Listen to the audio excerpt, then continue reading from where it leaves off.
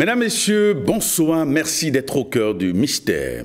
La vie est une succession de défis et d'opportunités. Alors, comment faisons-nous face aux obstacles de la vie? Existe-t-il des techniques qui nous permettent de franchir les obstacles? Dans un instant, nous suivrons les explications de notre spécialiste du jour.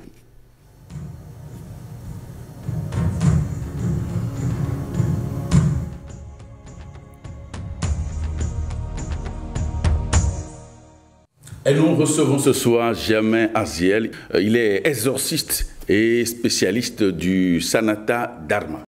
Germain Aziel, merci d'être au cœur du mystère. Merci. Alors, comment définissez-vous les obstacles, les défis de la vie? On parle d'obstacles quand quelque chose fait obstruction à l'énergie spirituelle de circuler librement. Et cette chose qui fait obstruction peut être nos pensées, d'accord? Ça peut être aussi également nos frustrations intérieures. D'autres choses, ça peut être encore nos actions matérielles que nous posons. Donc l'obstacle, c'est quand justement un train devait bouger, aller vers l'avant, mais quelque chose retient le moteur. Donc c'est là en fait l'obstacle. Et sur ce sentier ténébreux, c'est-à-dire que nous appelons ce monde océan de souffrance,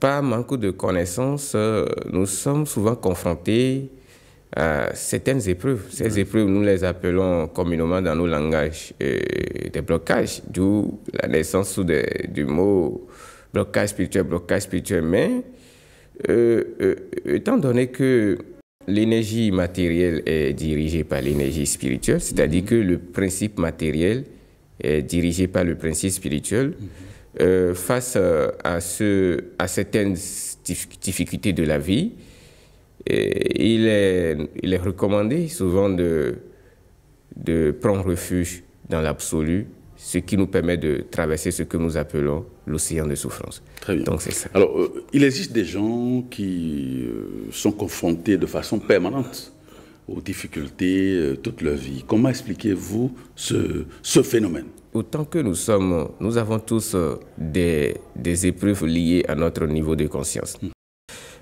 Parfois, nous empruntons un sentier, c'est-à-dire qu'en empruntant le chantier, les lois de la nature, c'est-à-dire qui agissent sous la direction des lois supérieures, essaient quand même de vérifier notre sincérité sur le chantier.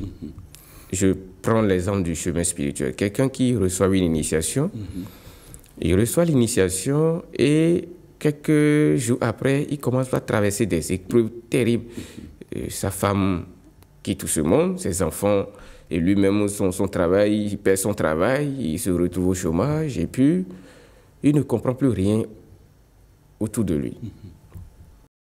En fait, parfois, nous aimons souvent nous identifier à ce corps physique, alors que le but de l'initiation, c'est de nous reconnecter à nous-mêmes. C'est-à-dire que c'est de commencer le chemin qui doit nous amener vers notre intérieur, c'est-à-dire le soi.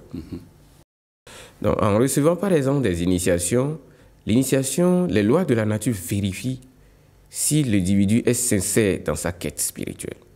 Et dès lors, la nature matérielle met sur notre sentier certaines difficultés que nous devons transcender ou bien traverser dignement afin de s'élever spirituellement. Donc parfois, ceux qui sont confrontés toute leur vie aux épreuves, ça peut être des situations qui relèvent des bilans des vies antérieures. Parce qu'il y a aussi ce facteur que nous ignorons. C'est à cause du voile de l'ignorance qui fait que nous oublions nos vies antérieures. Et la nature est tellement organisée de telle sorte que si nous nous souvenons de ces vies antérieures, ça peut nous déstabiliser. C'est pourquoi on nous demande souvent de nous focaliser dans ici et maintenant, le temps présent. C'est-à-dire que le temps est le moment présent. Ça peut être un karma. On peut également justement bloquer quelqu'un.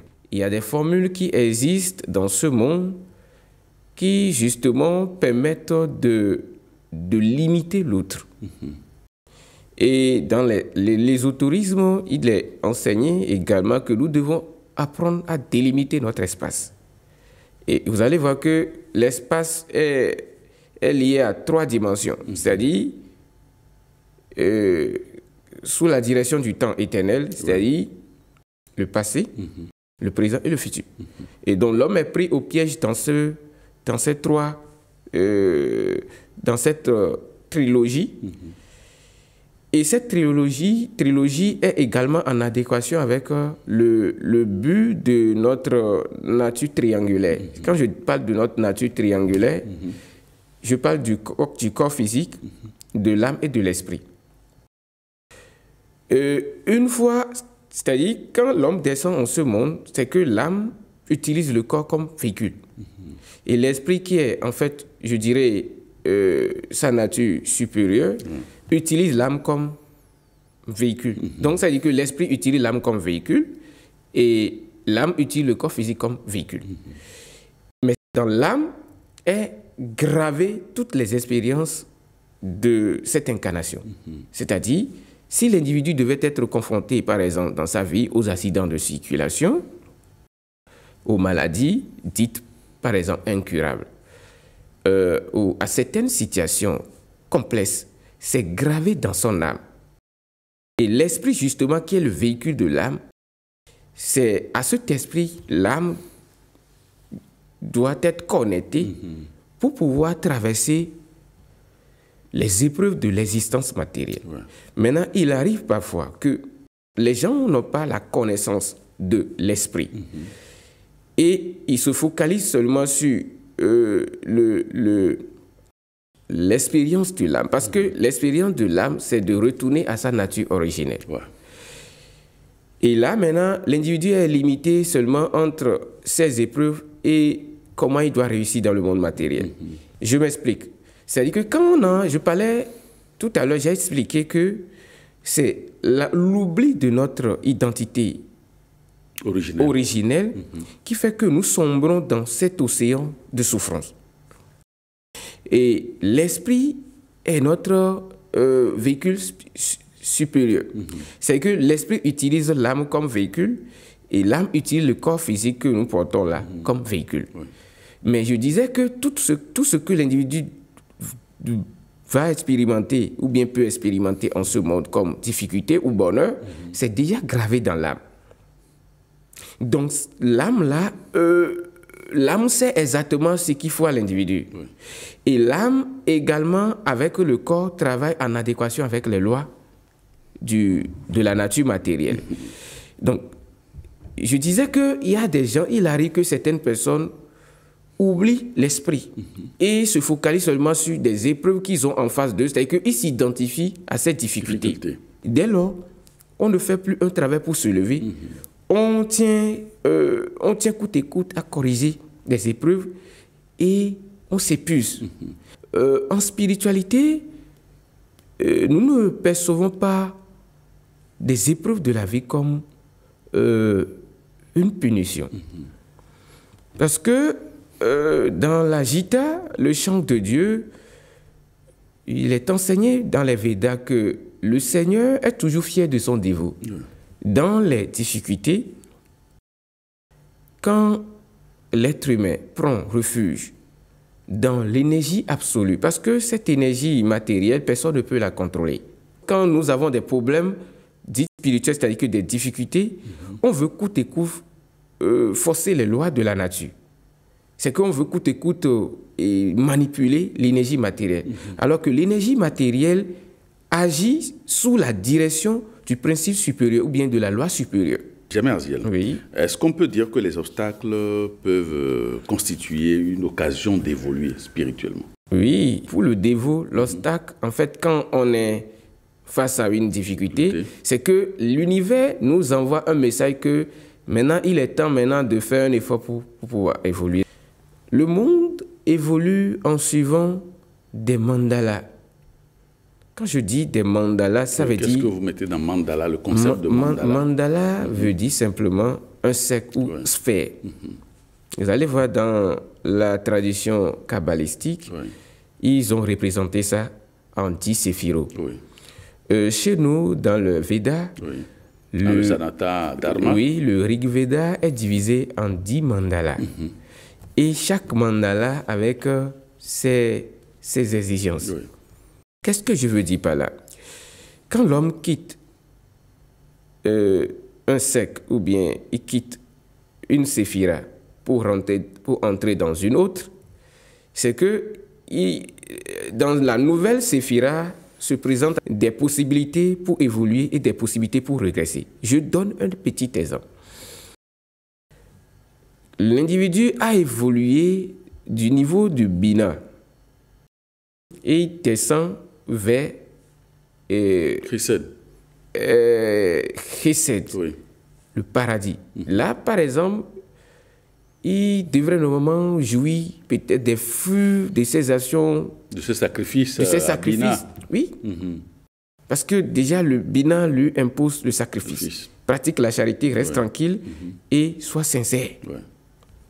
Et c'est justement ça ce qui nous permet d'être en connexion avec l'intelligence spirituelle. Parce que l'intelligence spirituelle nous permet de se connecter à ce que nous appelons le savoir pur. Brahma Vidya, c'est-à-dire que la gnose originelle. Donc, Bina demande de faire le sacrifice. Mais il descend au niveau de Hizet, il devait profiter de son sacrifice. C'est-à-dire que parce qu'on dit pour obtenir quelque chose dans cette vie, il faut toujours faire un sacrifice. Le sacrifice, ce n'est pas forcément aller donner des fruits à une divinité, donner des animaux. Non, ce n'est pas ça. Le sacrifice aussi, ce sont nos vices intérieurs qu'on doit crucifier sur l'autel. Nos animaux intérieurs. Oui, c'est ça en fait. On dit Jésus est mort sur la croix. De façon initiatique, c'est que nous devons crucifier nos basses passions au centre de la croix. Et au milieu de la croix se trouve l'amour. Ce soleil illumine les 4 éléments de la nature. C'est ça le chemin initiatique de Jésus. Ça veut dire que nous, autant que nous sommes, nous ne devons pas rester là à dire que Dieu fera. On doit se mettre sur le chemin parce qu'il n'y a pas de récompense sans effort.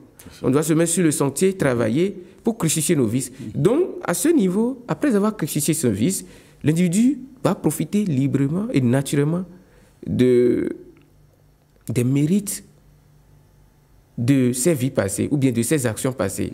Et c'est là que vous allez remarquer dans le monde que certains ne se gênent pas pour vivre dans l'opulence matérielle. Certains ne se gênent pas pour vivre dans l'opulence spirituelle. Vous allez voir, il y a des familles, c'est qu'ils ont des connaissances. C'est que la lignée jouit de ce qu'on appelle la connaissance spirituelle. Ça ne manque pas dans cette maison ou bien dans ces maisons de génération en génération. Ainsi de même, et certains sur le plan matériel. Quand on rentre dans une dimension, c'est-à-dire que dans une séphira, quand on n'est pas sincère, automatiquement les forces qui se trouvent, les lois, parce qu'il y a des lois éternelles qui sont là, qui permettent à ce que la séphira puisse contribuer à notre évolution. Quand on n'est pas sincère, on rentre dans la séphira, c'est qu'on est bloqué. C'est que les lois nous bloquent. Et quand les lois nous bloquent dans la séphira, on commence par souffrir. C'est là qu'on se pose des questions. Et si on ne prend pas conscience pour pouvoir quitter cette séphira, pour quitter Hezed, pour aller au niveau de Gebura, pour obtenir la force afin de bien continuer, qu'est-ce qui se passe? On rétrograde parce que c'est là le principe. Il n'y a pas du milieu sur le plan spirituel. Soit vous évoluez spirituellement, vous régressez. Vous régressez. C'est ça le principe.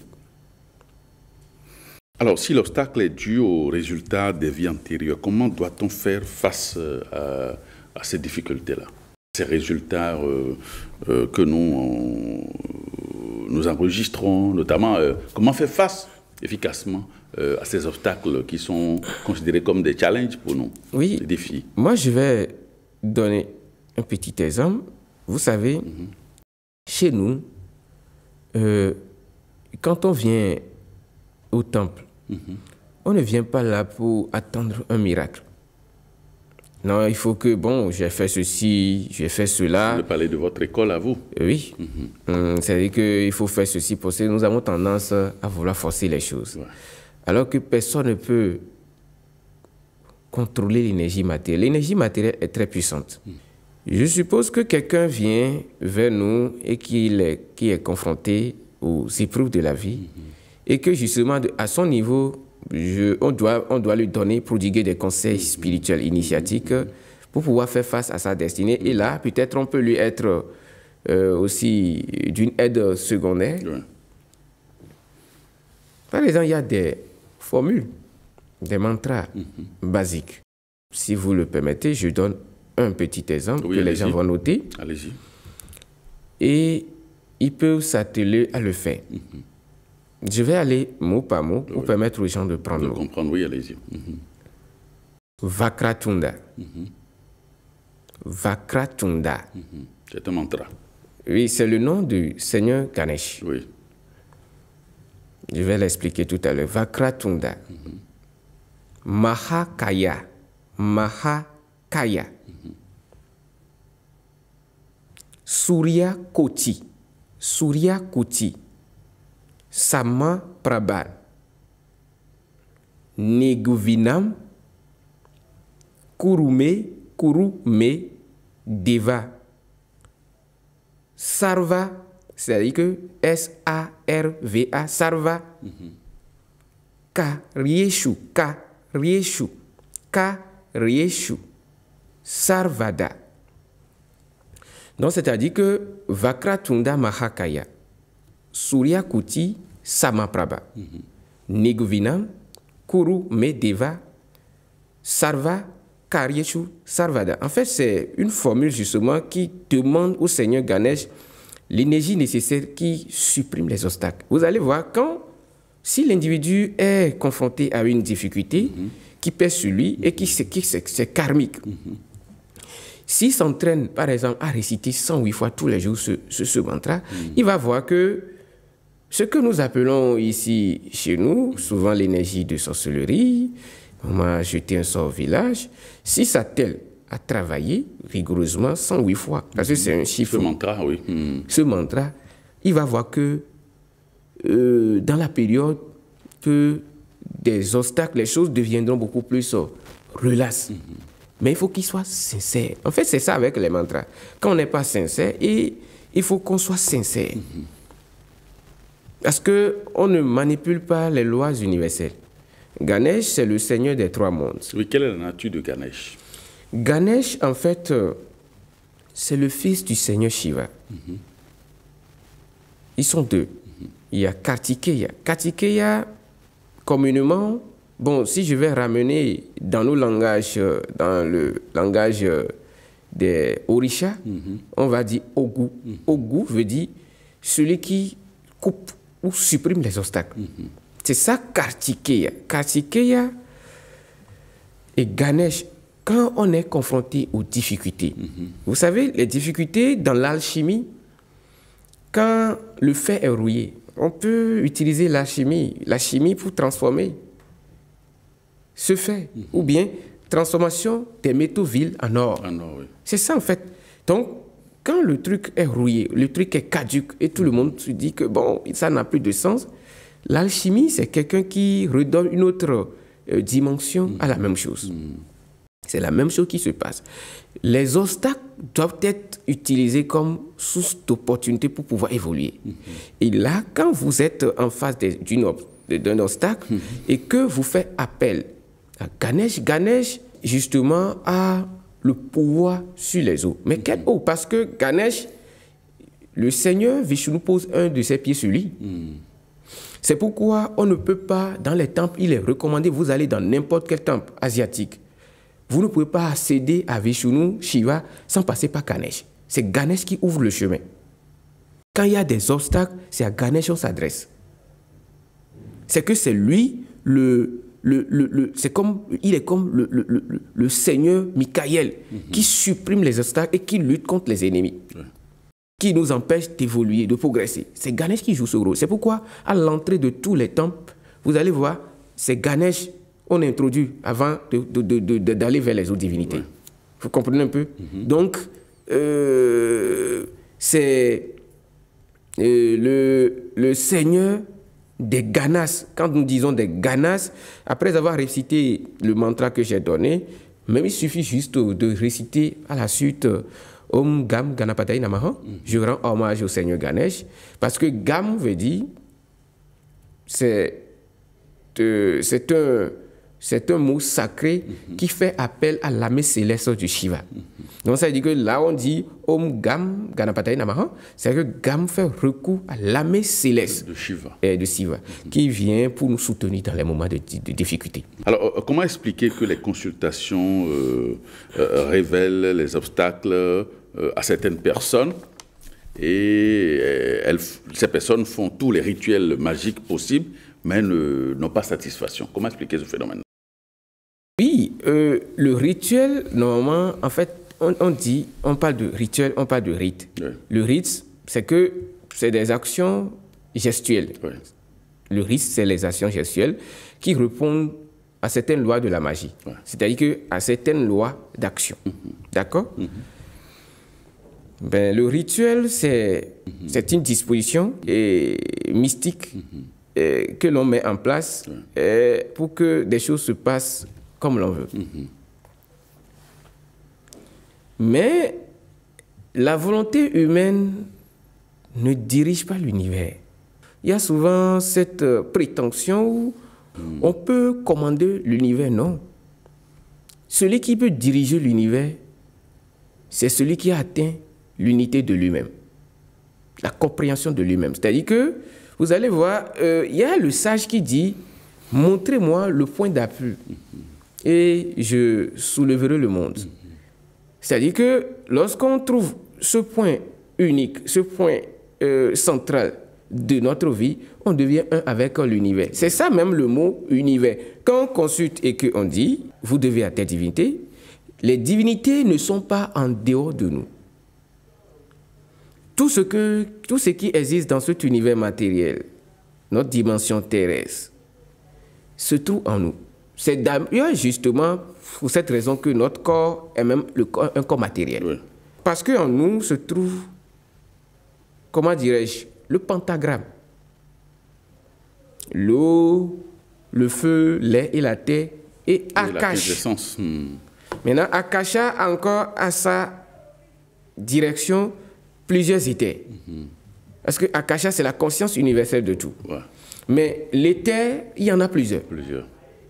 Vous voyez un peu? Donc, quand on a la connaissance de notre pentagramme, c'est que on recharge notre demeure subtile du prana. C'était à partir de la prière, de louange, des hymnes védiques, de la méditation. On recharge cette demeure. Ouais. C'est que là où il y a de fissures énergétiques, on compense cela. Et c'est comme ça on répare, c'est quand on parle de l'ingénierie intérieure. On répare notre désordre intérieur. C'est en réparant le désordre intérieur qu'on arrive à avoir d'équilibre sur le plan externe. Maintenant, il peut arriver que certaines personnes ne sont même pas intérieurement équilibrées, mais qu'ils ont des possibilités extérieures en abondance. Ouais. Tout cela est dû aussi aux actions des vies antérieures. Tout à fait. Les consultations peuvent révéler, on peut faire des rituels et ça ne donne rien. Ce qui voudra dire que le travail intérieur n'a pas été fait. Et c'est ça le problème de notre société. Quand des gens viennent vers des spiritualistes, ils veulent qu'on fasse des miracles pour eux, ils ne veulent rien faire. C'est que, bon, je vous donne de l'argent, faites-moi le travail. Parce que la nature est régie par ce que nous appelons, elle-même, elle symbolise la maths. La maths, c'est l'équilibre, ouais. C'est l'ordre. Et c'est l'harmonie. Donc, tout ce que nous voulons en nous-mêmes, il n'y a pas le germe de cela, mais c'est que nous voulons tricher. À un moment donné, on bloque la demande. Ouais. Les lois bloquent cela. Et quand les lois bloquent, ça revient vers nous comme encore autre difficulté. Vous allez voir, il y a des gens, maintenant, ils font des rituels de retour d'affection. Ils en souffrent beaucoup. C'est que ça ne donne pas d'effet voulu. Et maintenant, il devient encore très attaché et il en souffre. Ça veut dire que à l'intérieur, il y a un blocage. Il y a un blocage quelque part. Il y a un blocage quelque part. C'est-à-dire que soit l'individu lui-même est fermé. Oui. ou bien est bloqué au niveau de Vénus. Oui. Soit un des chakras n'est pas aligné, mais ce qu'il est en train de déclencher à l'extérieur ne trouve pas son répondant à l'intérieur. Or, comme c'est l'intérieur qui devient l'extérieur, si ce que nous faisons à l'extérieur ne répond pas à l'intérieur, ça ne donnera pas de résultat et ça va produire encore d'autres souffrances. Alors, comme vous l'avez dit, ces blocages sont souvent liés au dysfonctionnement au niveau des chakras. Oui. C'est-à-dire les centres d'énergie que nous avons, de la colonne vertébrale jusqu'au sommet du crâne. Alors, expliquez-nous, comment définissez-vous les chakras? Chakra veut dire simplement roue. C'est-à-dire que les roues qui nous permettent d'évoluer. Ouais. Et on évolue pour aller où? Juste pour atteindre le sommet de Golgotha. C'est-à-dire que quand on arrive au niveau de Golgotha, on rentre dedans, on accède à l'énergie absolue. Ouais. Cette énergie absolue, bien cette vérité absolue, c'est ce que nous appelons, les autres disent, la félicité éternelle. Oui. L'illumination. L'illumination. En fait, c'est ça. Réalisation de soi. La réalisation de soi. Ouais. C'est ça, en fait, le problème. Donc, le chakra, en fait, vous allez voir qu'il y a au moins 7 grands chakras. Oui. Il y a d'autres chakras, sous-chakras, et il y a des méridiens. Quand l'être humain commence par travailler, c'est-à-dire que, correctement, c'est qu'il réfléchit très bien, il veut évoluer de façon sincère, le chakra commence par tourner comme ça. Ouais. À partir du Muladhara. Ça monte. Quand il quitte là, c'est qu'il équilibre les 4 éléments de la nature. C'est que quand le chakra du Muladhara commence par tourner dans le bon sens, c'est-à-dire que l'individu est équilibré au niveau des 4 éléments. Nous quittons là. Quand l'individu il remonte, l'individu arrive au niveau du chakra du 16, soit du chakra. Le chakra évolue comme ça, la roue tourne. C'est-à-dire que quand ça évolue sur ce plan, tout est en harmonie. Qu'est-ce qui se passe? Ce chakra est régi par le lotus à 6 pétales. Le lotus à 6 pétales, c'est ce que nous appelons les agrammes. Et les agrammes, vous allez voir que c'est 2 triangles entrelacés. Ouais. C'est encore 2 calebasses fermées. C'est-à-dire le principe féminin, le principe masculin. Et c'est ce que nous appelons le jour et la nuit. Et c'est le jour et la nuit qui restent ensemble pour que la vie soit belle. Et quand quelqu'un arrive à ce niveau et que l'énergie qui est là, il commence par l'utiliser très négativement et de façon impure, qu'est-ce qui se passe? Ce chakra va commencer par tourner dans le sens contraire. Ce sont des aiguilles d'une montre. Contraire des aiguilles d'une montre. Et ce qui amène les gens, ils vont sortir, ils vont faire des consultations, on va leur dire qu'ils doivent minona. Oui, parce que c'est là se trouve en fait la densification de l'énergie, de lingam et de yoni. C'est quelqu'un qui a la maîtrise de sa sexualité, la sorcellerie ne peut pas le déranger. Parce ça, que, et là, il maîtrise ce que nous appelons l'éthérique. Parce que c'est l'éthérique. Le sorcier manipule l'énergie éthérique. Et lorsque vous avez la connaissance, la maîtrise de votre énergie éthérique, le sorcier vous laisse tranquille. Parce que le sorcier, c'est aussi un agent du yoga maya. En fait, c'est pour vous éprouver, pour que vous puissiez travailler spirituellement. Si quelqu'un est dérangé par la sorcellerie et il en souffre, c'est dit qu'il ne travaille pas spirituellement. Parce que le sorcier n'a pas le temps de celui qui travaille spirituellement. Ce n'est même pas bon pour lui. Le sorcier a le temps de celui qui ne travaille pas spirituellement. Celui qui est faible. Celui qui est faible, qui est dans l'ignorance. Celui qui a la connaissance, il est comme un soleil. Le sorcier le laisse tranquille. C'est pourquoi dans les temples, nous, on ne parle même pas de sorcellerie. Tout ce que nous, on essaie de dire, connectons-nous à l'énergie supérieure. C'est tout. Et les enseignements, initiatives qui permettent de se connecter à cette énergie supérieure, c'est ça qu'on enseigne aux dévots. Donc, nous quittons là. La roue évolue et vient au niveau du plexus solaire. Au niveau du plexus solaire, c'est ça qui nous connecte en fait au pouvoir de la vie. Vous allez voir, quand quelqu'un atteint la maîtrise de lui-même, il est sûr et ses propos rassurent. C'est que le plexus solaire, c'est ça justement qui protège le bébé dans le ventre. Parce que la femme symbole la mère nature. Quand la femme parle, c'est que c'est la mère nature qui a parlé. La femme, elle est l'impératrice.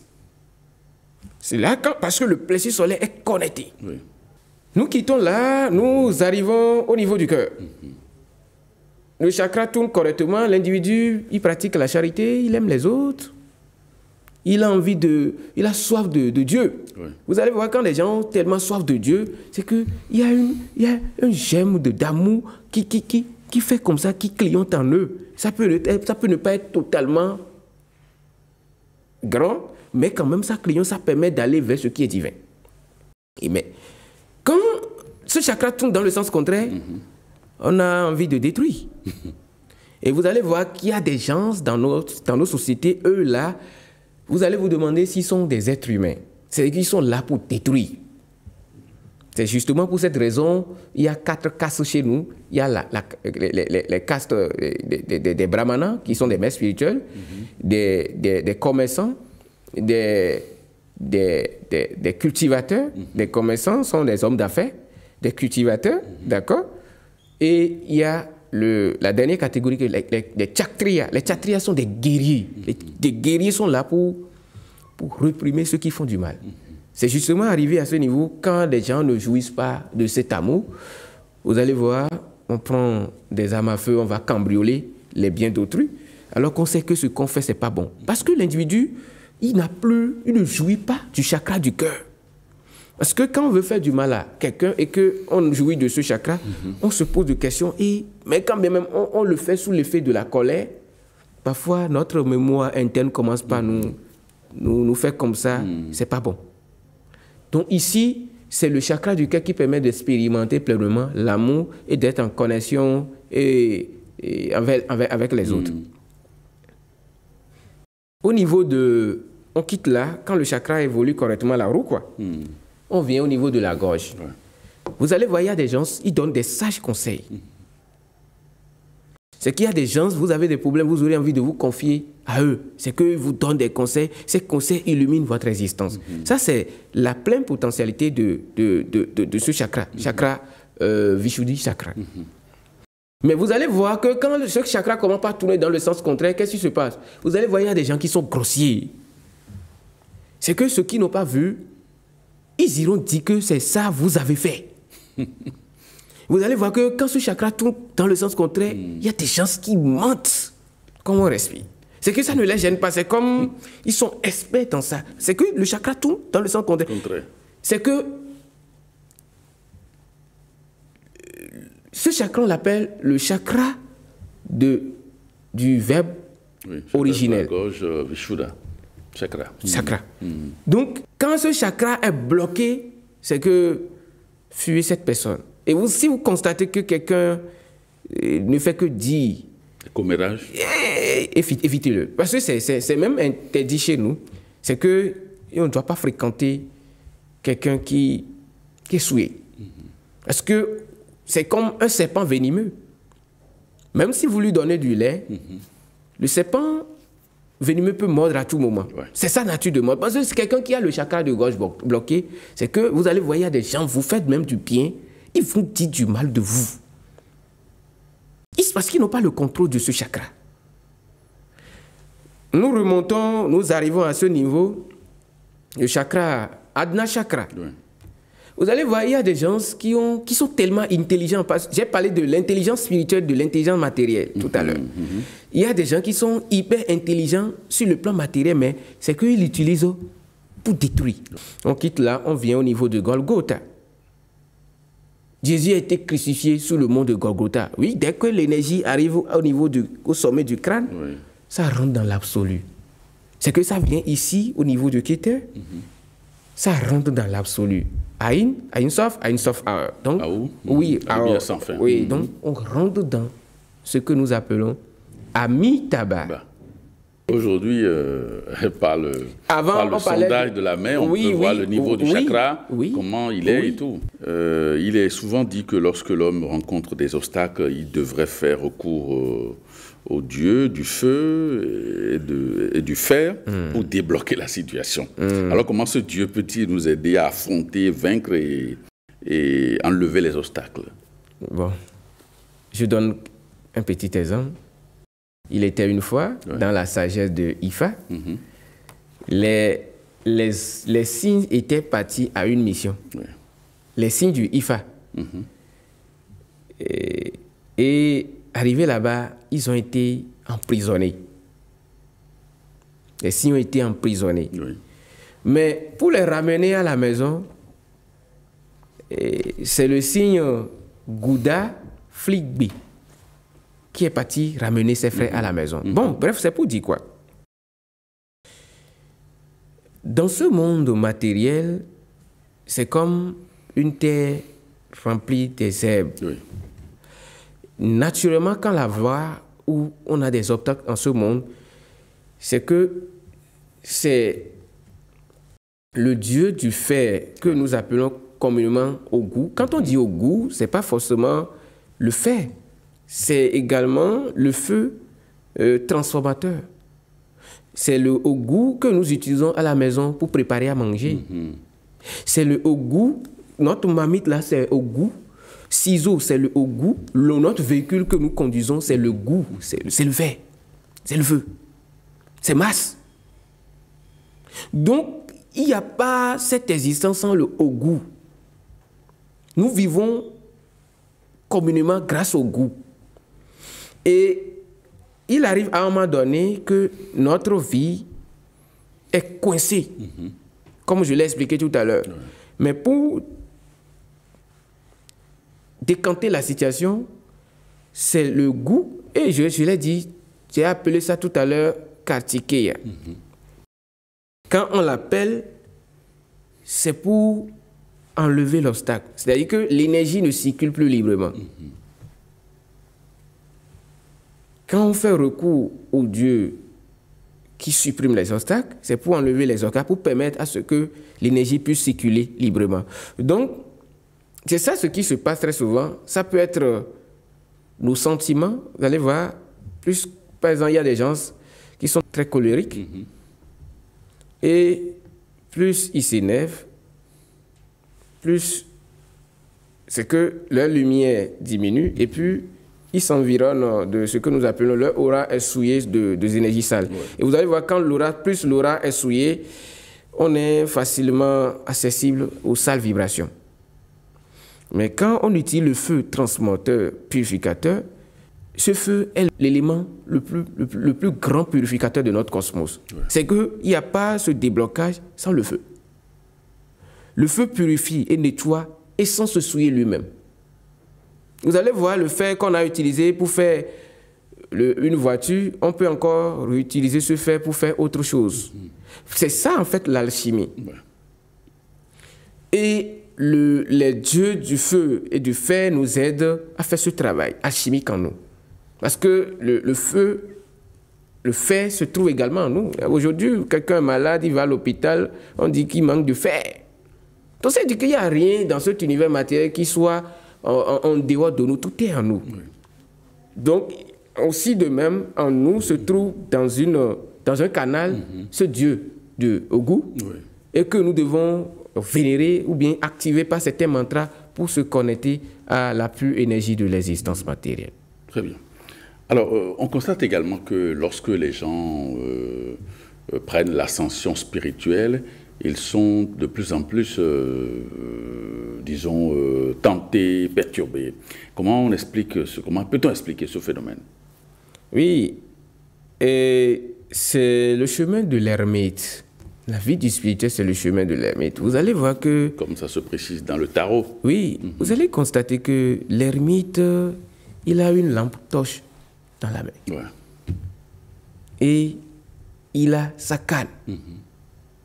Il marche dans l'obscurité. La lampe, c'est la connaissance. La canne, c'est la sagesse. Connaissance et sagesse permettent de marcher dans cette vie. C'est-à-dire, on peut avoir la connaissance sans la sagesse. La sagesse, en fait, c'est la conciliation du yin et yang. C'est la synthèse du yin et yang qui donne ce qu'on appelle la sagesse. Vous allez chez un vieux, deux enfants se disputent, ils se sont bagarrés. L'un a tort, l'autre a raison. Mais au lieu de juger, de trancher l'affaire pour frustrer l'un et l'autre encore, ça veut dire que vous perdurez le conflit. Qu'est-ce que le sage fait? Il essaie de dire vraiment, ce que toi tu as fait, c'est pas bon. Tu aurais pu faire comme ça, comme ça. Toi aussi, ce que tu as fait, tu ne devais pas riposter. Tu aurais pu faire comme ceci, comme cela. Maintenant, vous deux, vous avez tort. Maintenant, voilà. C'est ça, la sagesse. C'est la conciliation de ce qui est dualiste. Le yin et yang, ça devient une synthèse évolutive. La connaissance, quand même, c'est ça qui nous permet, c'est la lumière de l'existence matérielle. Celui qui n'a pas de connaissance, on dit qu'il est ignorant. Et l'ignorant, il subit les influences. L'ignorant, en fait, c'est que l'ignorance, ça n'a pas d'excuse en ce monde. C'est que vous êtes dans l'ignorance, vous allez subir, en fait, les choses dans le monde. Quand quelqu'un commence un sentier spirituel, une véritable initiation, qu'est-ce qui se passe généralement? Quand on reçoit la première initiation, par exemple chez nous, si dans le passé, l'individu il se comportait très très bien, il avait une vie de vertu, quand il reçoit l'initiation védique par exemple, le karma négatif est brûlé et tout de suite les actes méritants qu'il a eu à poser, il commence par jouir de ça. C'est que ça ouvre des portes sur le plan spirituel et matériel. Mais si jamais cet individu dans la vie, c'est que dans le passé, c'était très très très mal comporté, quand il reçoit l'initiation, le karma est brûlé, il sera confronté aux épreuves très, très difficiles. C'est ça ce qui arrive même sur le plan de purification. Quand vous commencez une purification et qu'il y a eu trop de désordre cumulé dans la vie, quand on déclenche la purification, c'est que ça brûle la négativité et on est confronté à certaines difficultés où on a envie de démissionner. C'est pourquoi sur le sentier de initiatique, on doit cultiver la règle du Suisse. Vouloir, oser, savoir, se taire. Les 4 règles. Oui, du Suisse. Donc, le sentier de l'initié, c'est comme le sentier du fil à rasoir. C'est pas facile. C'est vrai, vous voyez, nous parlons ici, mais la vie du spirituel, ce n'est pas facile. Alors, quelles sont les méthodes requises par l'ordre védique pour permettre à l'être humain d'affronter les défis de la vie? Instruit. En fait, connecter l'individu à la lignée disciplique. C'est-à-dire, nous appelons ça le parampara. Le parampara, ça veut dire la succession disciplique. Quand quelqu'un est dans l'ignorance et qu'il reçoit une initiation de parampara, pas parampara, il est connecté à toutes les lignées discipliques depuis jusqu'au millénaire passé, antérieur. C'est comme quelqu'un qui est pourchassé par des voleurs, 4 voleurs. Et arrivé à un carrefour, il trouve 4 véhicules des militaires lourdement armés. Il sera rassuré. C'est qu'il n'aura plus peur des voleurs. C'est ça la vie, en fait, en ce monde. Quand on est pourchassé par notre ignorance, on vient dans les temples, on reçoit l'initiation. Ces énergies illusoires qui nous pourchassent vont commencer par nous fuir parce qu'on voit que vous devenez un enfant chéri de l'univers. C'est-à-dire que l'initié, c'est l'enfant chéri de l'univers. C'est ça, quand Jésus a été initié, on dit, l'esprit est descendu et puis on dit mais que celui-ci est mon fils bien-aimé. L'initié est le fils bien-aimé de Dieu. Et deuxième chose, nous mettons en place l'enseignement disciplique. C'est-à-dire que l'enseignement qui est suivi depuis des millénaires. On met à la portée du disciple, de l'étudiant, ou bien du dévot. Et cet enseignement, c'est ça, en fait, en appliquant cet enseignement, il est connecté à l'énergie. À l'énergie, c'est que des 3 gunas de la nature. C'est-à-dire que, comme nous disons, le Shiva Tattva, Vishnu Tattva et Brahma Tattva. Donc, il est connecté aux 3 canaux.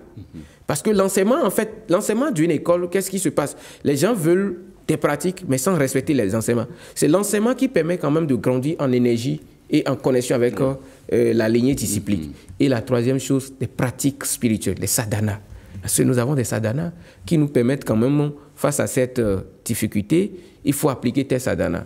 Et peut-être, il y a ce que nous appelons le Taraka mantra. C'est le mantra qui nous permet de traverser l'océan de la vie, que nous appelons Om Namo Narayanaya. C'est-à-dire que Narayana, c'est le Seigneur qui est assis dans les eaux primordiales. Et les eaux primordiales dirigent les eaux terrestres.